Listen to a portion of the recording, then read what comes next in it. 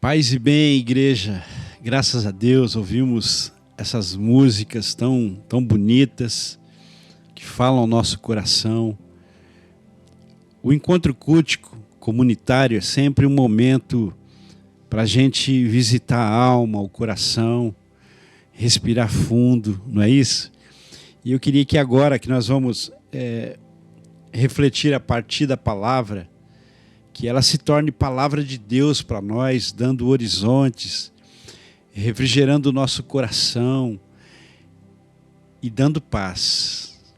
Amém? Antes de eu ler o texto sagrado, eu queria dizer para vocês que ontem, sábado, nós estivemos com o proprietário de um salão, muito bonito, inclusive, e estamos negociando com ele. Espero que durante essa semana a gente já tenha alguma coisa mais concreta para o sim ou para o não, e vocês ficarão sabendo. Mas o salão é muito bonito, é muito parecido com aquele que nós estávamos lá no centro de Osasco. É um salão novo, ainda não foi usado, e ele, a princípio, ele tem a ver com a gente, né? Ele vai suprir as nossas demandas enquanto comunidade. Mas é muito importante que você ore pela nossa igreja, pela nossa comunidade, porque quando você ora, você se conecta com Deus, lembrando de quem você está orando, que no caso é a comunidade. Por isso é muito importante esse tempo da oração.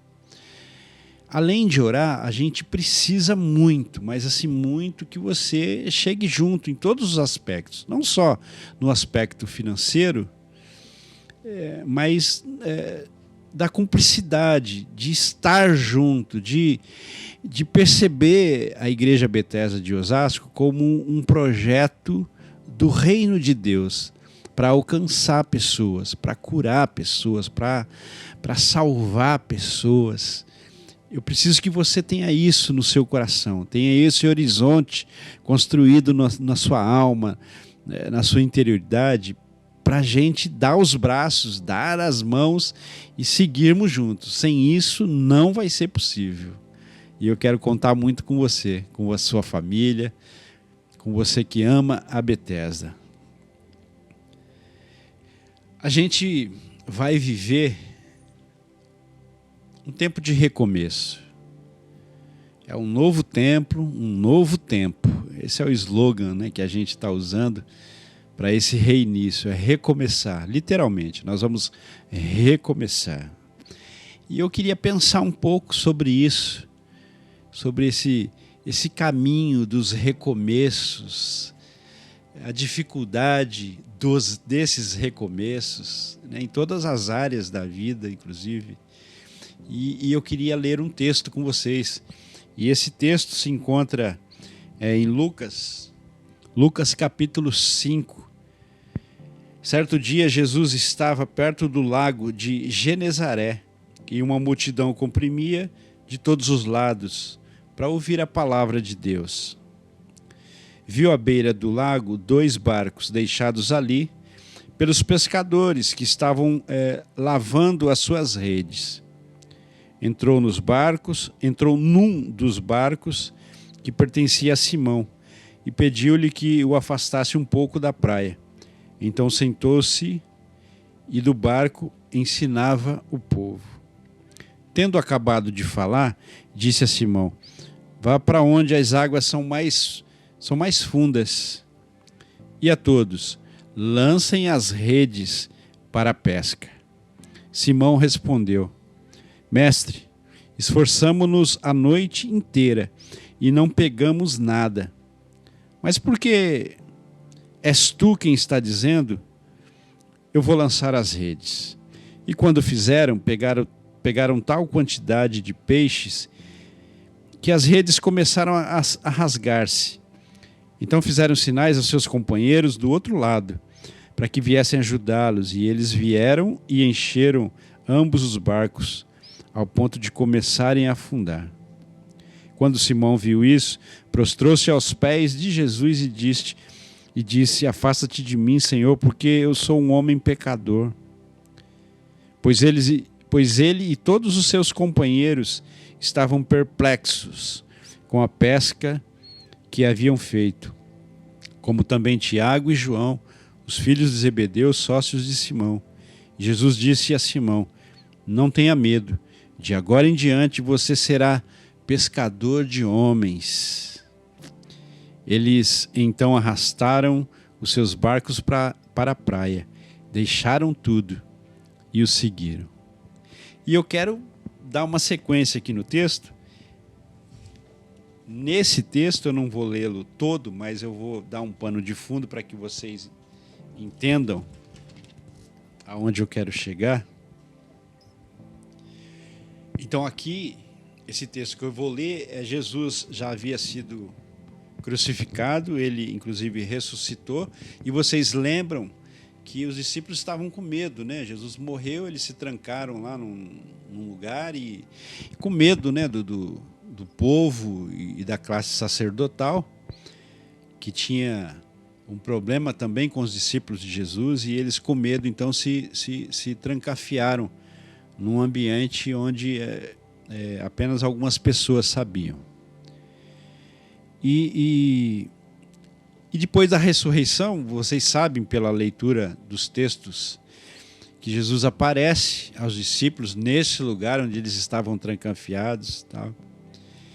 E depois de um tempo, eles saem para pescar novamente.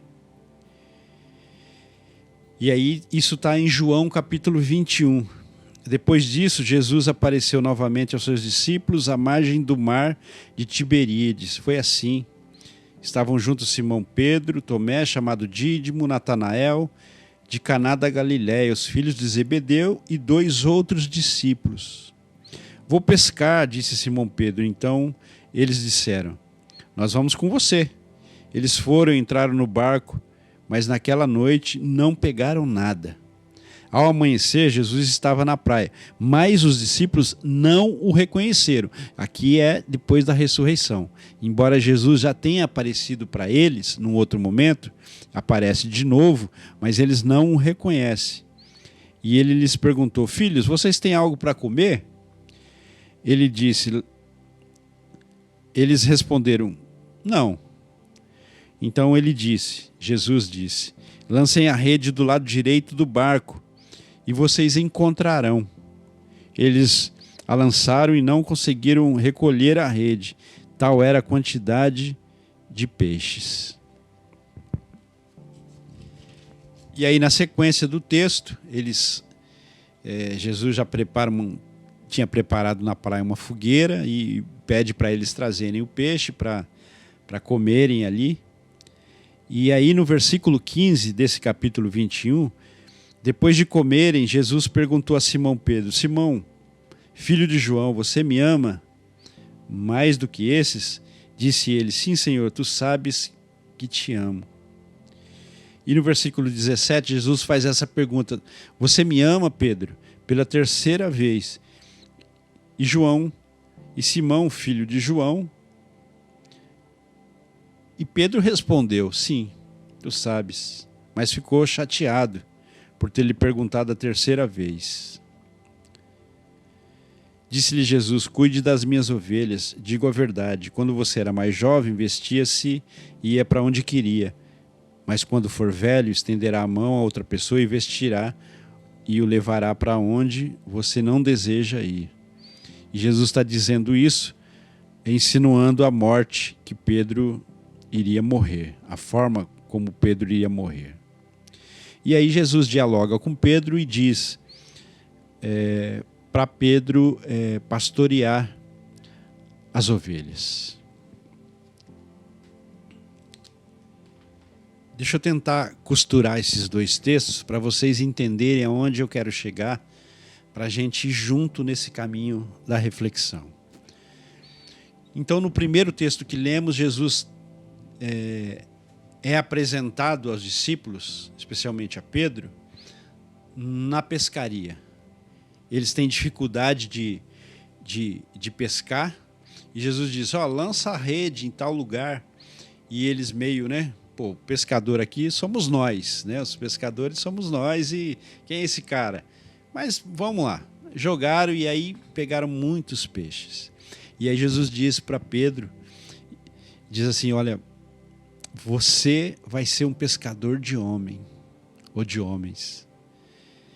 E aí ele começa a trazer alguns discípulos. E esses discípulos serão os apóstolos que nós conhecemos posteriormente. Mas tem uma relação nesses dois textos que eu acho muito interessante, porque Jesus começa com a pesca e na trajetória de vida de Jesus com os discípulos, ele vai formando, ele vai direcionando, ele vai desafiando. Jesus morre, crucificado, ressuscita, e nesse momento parece-me que os discípulos se decepcionam, se acovardam, se desanimam, e pelas narrativas dos evangelhos, a gente tem, por exemplo, aqueles dois viajantes que vão voltando para Emaús, né, para os seus afazeres, porque Jesus morreu, acabou, baixem as cortinas, vamos retomar nossas vidinhas. Então você tem o início do chamado com a pesca, olha que imagem. E aí no desânimo, Jesus reconvoca, reorganiza com a pesca, com a mesma imagem. Na vida, a gente vai acreditando em coisas, em situações, vai elaborando imagens, vai desenhando rede de sentidos. E num determinado momento, a gente, por uma série de razões e acontecimentos que a gente muitas vezes não dá valor, a gente chega num ponto e quer desistir de tudo. E aí a gente diz, não vale a pena, arruma milhares e milhares de desculpas, tudo aquilo que se acreditou, tudo aquilo que se desenhou, tudo aquilo que se falou, agora parece que não tem mais sentido. E era isso que estava acontecendo com os discípulos. E Jesus usa essas imagens, primeiro da primeira pesca e agora da segunda pesca. São imagens que compõem o imaginário daqueles discípulos. O que eu quero dizer com isso? Para você que está desanimado, que pensa em desistir ou que diz, eu já desisti, recupera as imagens que estão cravadas no seu coração do chamado de Deus para a sua vida. Quando o Espírito de Deus falou com o seu coração para você seguir esse Jesus, resgata as imagens, vá nos arquivos da sua alma e puxa esses arquivos e deixa o Espírito de Deus revivificar, reorganizar o seu coração para um novo tempo, para uma nova jornada. Eu sou testemunha de ouvir muitas pessoas desistindo do caminho do Evangelho e tentando desenhar com uma série de justificativas em nome do Evangelho que ele não está desistindo, mas na verdade está jogando fora um monte, um arsenal de experiências, de vozes, de companhia, colocando tudo isso de lado para desenhar um caminho que vai se distanciando e lá na frente, talvez quando ele olhar para trás, possa ser tarde para se reconstruir. Jesus sabia que na imagem da pescaria, e por isso ele aparece nesse momento para os discípulos, era uma imagem potente, iria mexer com o imaginário deles, com esses arquivos organizados e armazenados lá dentro, e não deu outra. Além disso, a gente tem um Pedro que está frustrado, que está magoado por ter negado Jesus. Vocês lembram do texto? Quando Jesus foi preso e Pedro vai de longe, vai seguindo aquela multidão, os soldados que aprisionaram Jesus, Pedro vai de longe. E em alguns momentos, algumas pessoas perguntam, você é um seguidor dele, não é? Parece que eu já te vi com ele. Pedro, não, eu não, você está me enganando, me deixa quieto. E quando ele faz isso por 3 vezes, o galo canta. E aí ele se lembra de que Jesus falou para ele: Pedro, você vai me negar antes que o galo cante. Você me negará 3 vezes. E quando o galo cantou, ele se lembra de que havia negado Jesus, dizendo: eu não conheço, eu não faço parte desse grupo, vocês estão me confundindo.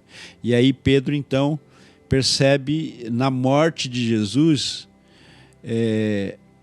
a abertura de uma porta lá dentro do coração que o deixa sem forças para continuar. E talvez você que me ouve se sinta assim. Talvez você pensou uma comunidade de fé de uma forma, desenhou-a no seu coração e foi de outra. Com mecanismos de crueldade.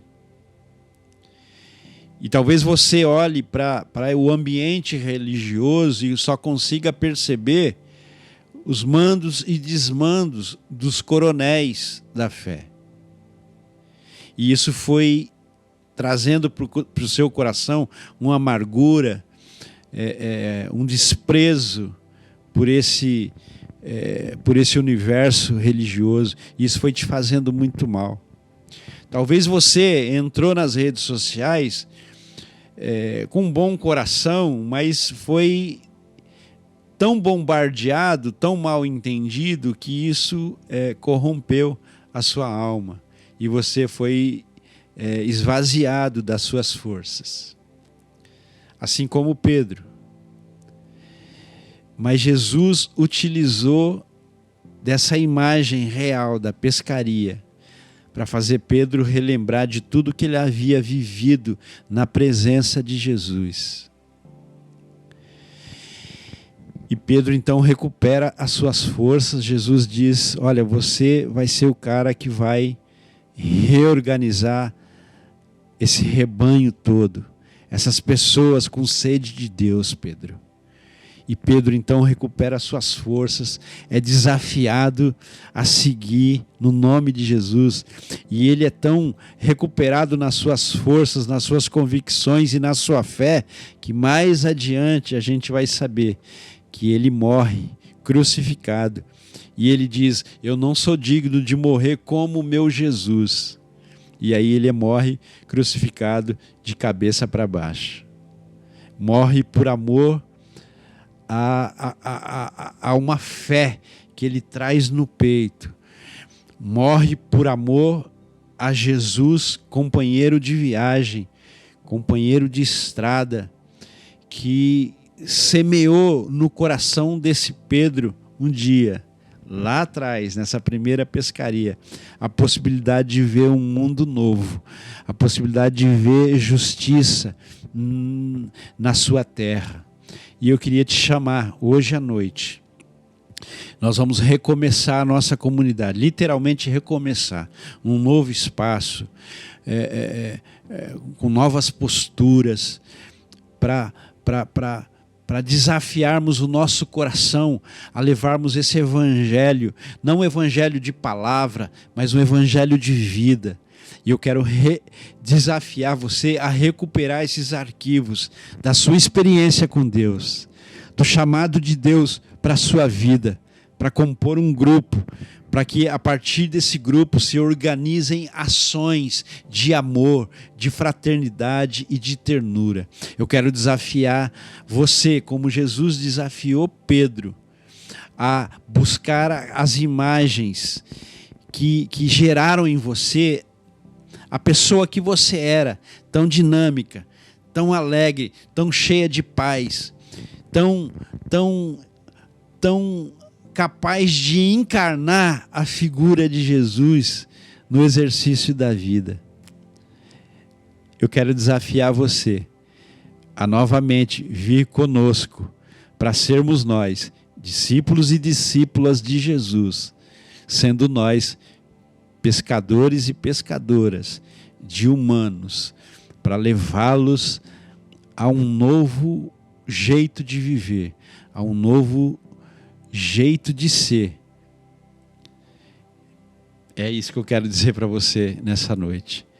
A gente vai se reorganizar e precisamos de você para compor esse rebanho, para compor esse corpo que nós chamamos Corpo de Cristo, aqui na cidade de Oz. Se você diz assim, eu quero fazer parte desse movimento Bethesda em Osasco, escreve para a gente, vem pelas redes sociais, manda um direct, você vai achar um jeito de fazer o contato. E eu gostaria de orar com você, você que já é da comunidade, você que diz assim, essa é minha igreja, essa é minha comunidade de fé, e eu estou por ela, eu estou pelo Evangelho. Então vamos orar, vamos falar com Deus sobre isso. Oh Deus, nós queremos ser esse grupo, esse povo, essa parte do corpo que se reúne aqui em Osasco sob essa nomenclatura chamada Bethesda, Casa da Misericórdia. E é isso que nós queremos ser nessa cidade, nesse novo espaço, nesse novo lugar que estamos pleiteando. Nós queremos ser a Casa da Misericórdia, a casa onde nós nos envolvemos de coração com as pessoas, para nós podermos de alguma maneira sermos o vento que sopra para refrescar o coração, de alguma maneira sermos a luz que brilha para direcionar os passos. Nós queremos ser filhos e filhas capazes e abertos para esse movimento do Espírito Santo no nosso coração. Nós estamos juntos, no mesmo propósito, no mesmo chamado, porque Jesus é o nosso Senhor, Jesus é aquele que nos salvou, Jesus é aquele que nos chamou das trevas para a luz, e nós queremos ser os discípulos e as discípulas de Jesus no nosso tempo, levando a mensagem de esperança, levando um jeito de ser, um jeito de ser na vida que seja capaz de abençoar. No nome de Jesus. Amém e amém. É isso. Que Deus abençoe você e a sua família. E até o próximo encontro.